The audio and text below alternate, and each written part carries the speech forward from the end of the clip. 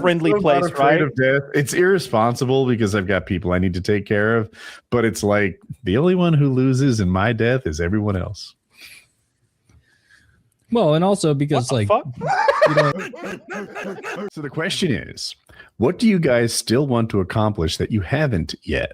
Any items still on the bucket list? I'm struggling with the question. I think I want to do some extremes. There's a few extreme sports that I really want to do before I get rickety. I definitely want to do some skydiving. And I probably, if I like it, would then want to do base jumping and just cut the plane out of it. But I think that's it's got a super high mortality rate. But I do want to do skydiving for sure. I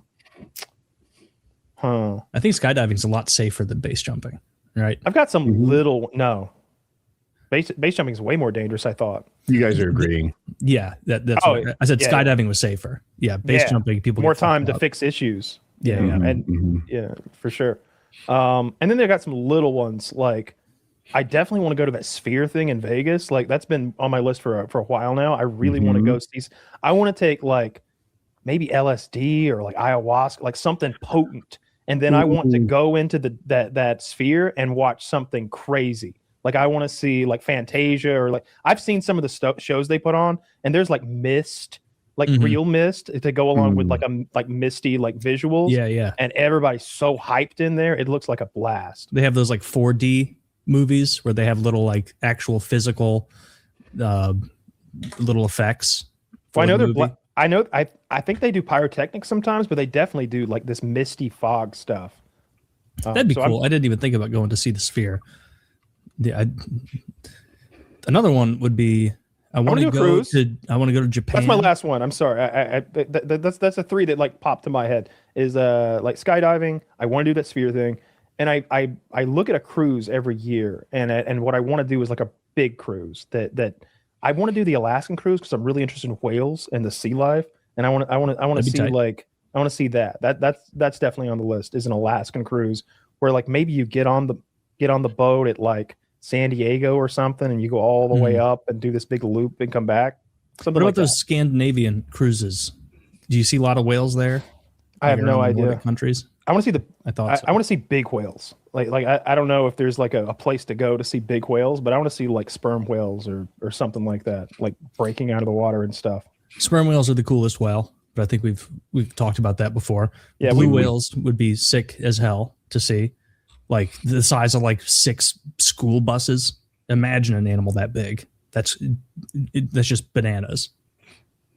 And the biggest animal ever, as far as we know. Yep. Which is pretty sick that we get to coexist with that.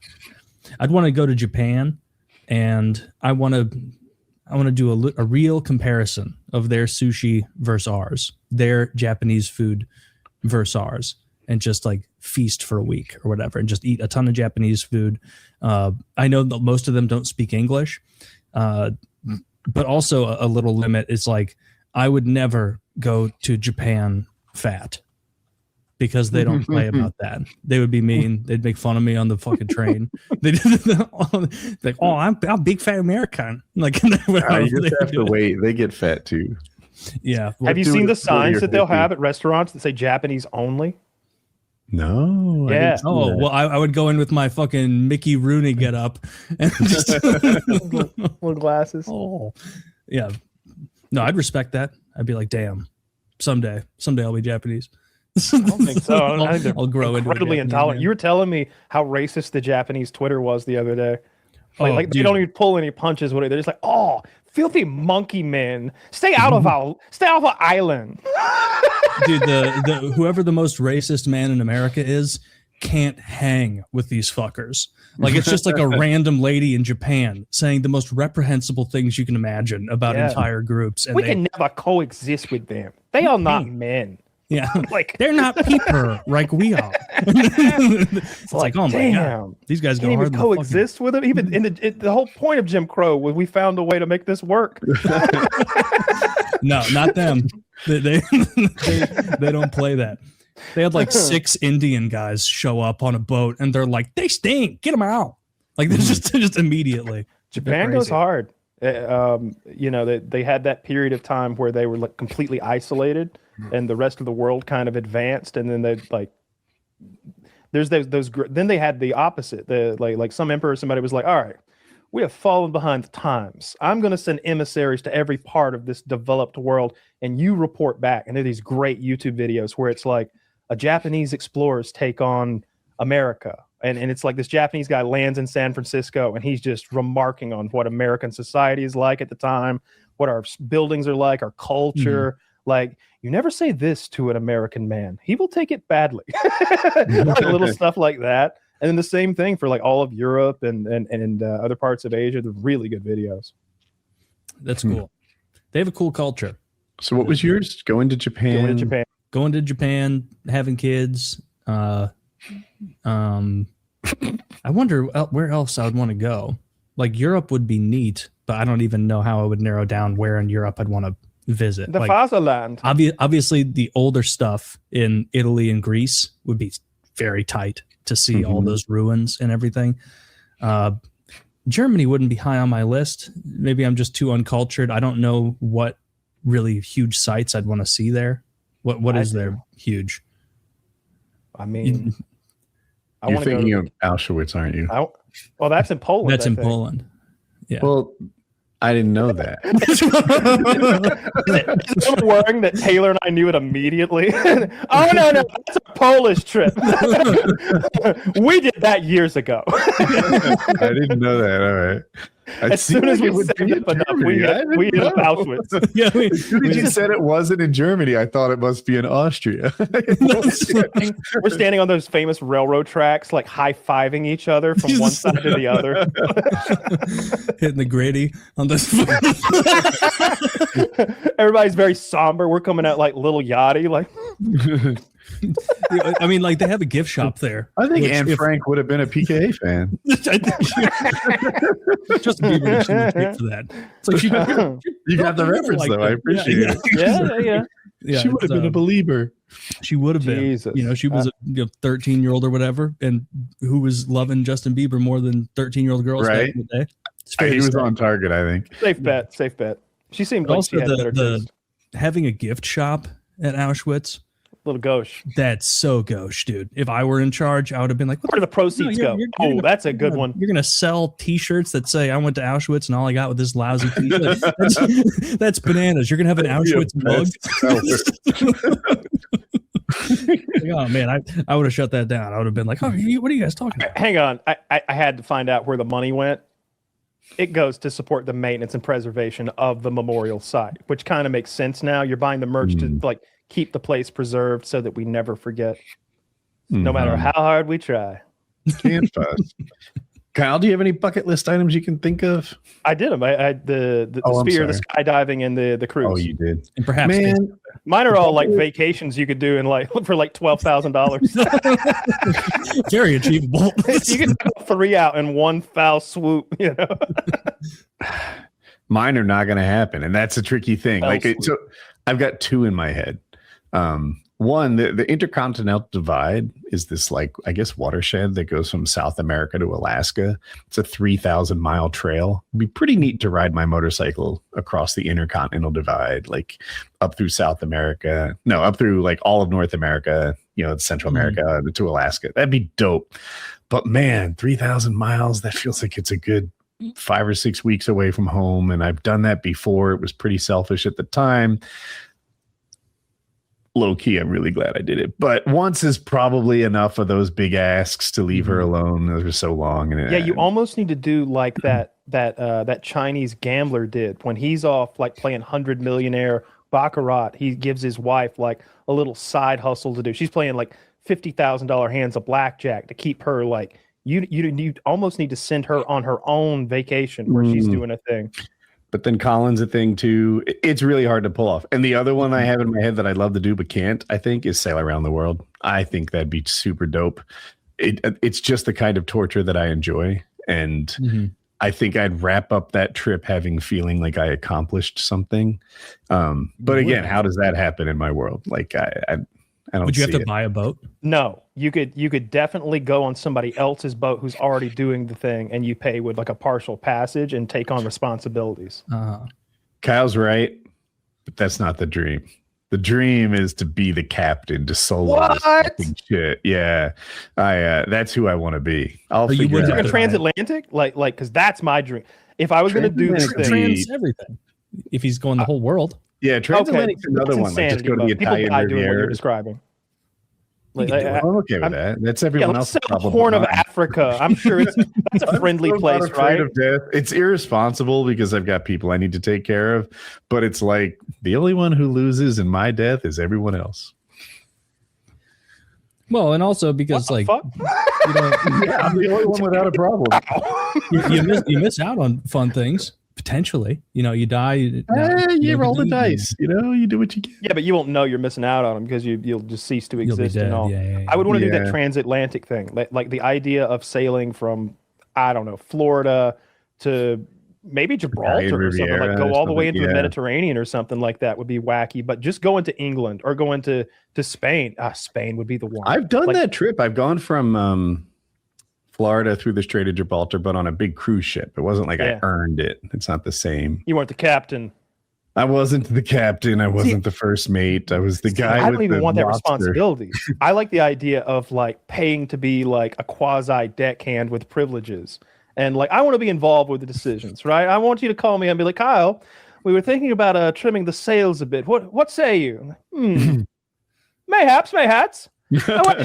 Gents. Like I'd like a little bit of that. I'd like that some role play will really sweeten the deal for me too. But I would like to make a historical voyage, like the idea of doing the original sort of like retracing Columbus's steps. Or something. Yeah. I don't want to start in the Caribbean or anything like that. Let's just leave from Florida where there's plenty of folks like me, and I'll be happier that way. I can have some Orange Julius and then set sails. I don't have to start in an impoverished country. Grab a little Annie Ann's. Pop out. Annie Ann's, yeah. I would like that. But I don't. The idea of doing it like the hardcore way, like getting a $15,000 boat, like a solo boat, and being out there with that silver oxide stuff on your nose or whatever it's called. And this is like day 27. Didn't bring enough water. I'm gonna tell you that right now. The salinator broke on day 2. I'd be like, day 3. God, I'm hot. I took my sunglasses last week, and the Glory Bear has not been merciful. Dude, I love watching these videos on YouTube. People do it. They're like, I brought enough cookies to have one every day. It's day 4. We're out of cookies. Morale's low. Dude, that would be so fun. I'm so sunburned. I'm just peeling. I'm laying on the deck, and I'm like, I'm starving to death. I'm still overweight. Like, I'm wasting away. Still pulling my shirt down. I watched this one sailing couple. I was so excited because both of them were heavy. I think each of them could have lost 120 to 160 pounds. Like they were heavy. And maintaining the boat, they call it boat yoga, but so many of the things you need to just do an oil change on the motor. You're like upside down in this terrible position because everything's cramped and hard to get to. And I'm like, I can't wait to watch their body transformation because there are no fat cruisers. That's what they're called. These guys who sail around the Caribbean and stuff. These motherfuckers spent a year motoring up and down the coast of America, just going from restaurant to restaurant in Maryland and Virginia and South Carolina. Nothing but restaurant food the whole time. They didn't lose any weight. King shit. Just having to pop into Red Lobster like every 8 hours. Get those cheddar biscuits. Did you? So in your fantasy, Woody, you would be the solo captain, like you would be alone. Yes. Yeah. Because that's like part of the accomplishment. What's your ideal boat size? Is it really small and primitive, or is it sort of medium with some luxuries? I think it's a little in the medium. I'll call it 34 feet, something like that. Probably under 40. Once you get past 40, apparently they get to be a lot to sail, a lot to handle all by yourself. But when you get under 30, they get slow and they react a lot to the motion of the ocean. So somewhere in the mid to upper 30s. Would you be nervous about like getting lonely over how long that took? No. I don't get lonely. I mean, I do, but like, I don't know. I guess I like type 2 fun. I like this thing that's kind of torturous now, but I look back on it as one of my life's accomplishments. Yeah. Imagine the stars out there, because when I've been in the middle of the Texas desert, I was blown away by how many you could see the Milky Way. Like, you could see the rim of the galaxy. That's sick. You could see stars there were more stars than I knew there were to be seen. And I was thinking, and I've heard cosmologists and people, the YouTubers say this, but like, imagine what early man saw when he looked up there, when not only was there no air, light pollution, but there was no air pollution, probably much like cleaner atmosphere. They'd have seen so much every night. But it's crazy when you're out there. You've seen in the it. ocean, it's similar. I've got a little experience with this, and you want, as you said, low light pollution, and the other thing is low humidity. Ah, yeah, that makes sense too. Yeah. So you wouldn't see as much on the ocean as you think? Nah, Kyle's Texas experience will wall up the ocean experience. It's very dry out there. I remember like it was that was beautiful. That was the nicest night sky I've ever seen, was out there on that ox ranch. We went outside and like to just like talk to somebody in private, and I was like, let's just stay out here. Fuck. Like it was better than TV. Plus they were in there watching that like Chris Kyle movie and crying. I've had a lot of nights like that, and it's like I've seen the nebula or whatever it was I was seeing, like the puffy sort of cotton candy that's in this universe. It's like, this is fucking wild. That's you looking into the disk of the galaxy, and that's the concentration of, because we're in the disk and we're looking back into it. That's literally the galaxy and us looking into it. I didn't know that. It's pretty neat. It's pretty neat. Yeah. The last cool thing I did was the infinite tumble. It's a paragliding trick, and I worked at it for years. I can't tell you how many runs I had where like afterwards I lay on my back and look at the sky, just like motion sickness. But I made it happen, and when I did, the feeling was wild. I was thinking this. I think this is the last major athletic accomplishment of my life. Like I'm 53, right? Like I'm not going to break any new barriers from here. I found a sport that I loved. I'm not going to say it takes no athletic ability. Like I was pretty fit to make it happen, but I mean, it's not like ice hockey, right? This is fucking lawn chair flying. So many dudes can't do the thing where you take off and land reasonably when you've got that weight on your back and you're jogging out there. Like that always, I was like, oh, that's hard. That's definitely a hard thing. Like this is not, because I've seen fat guys get into that sport and they always have trikes. And I think it's because of that. It is. Yeah. Yeah. But so I was proud of that accomplishment. At the time, hardly anyone in the paramotor community could do it, and that made me feel like I was, separated. And but I think that's the last athletic accomplishment of my life. I think that's the one. So you got to sail. That would be an athletic accomplishment. Like sailing that far. It doesn't have to be around the entire globe. It's gotta be more and more borderline athletic, right? That's what we're dealing with. That's true. Yeah. Even now, like I sprinted like within the last week, and I was like, my God, yes, this has been too long. I should be doing this more. Dude, I remember these feet being a lot quicker. I've said this so many times. Like your athletic ability is taken from you, but you're not notified of this. It's not until you sprint for the first time in 9 years, you're like, yeah, this is not the same. Yeah, just sucking air.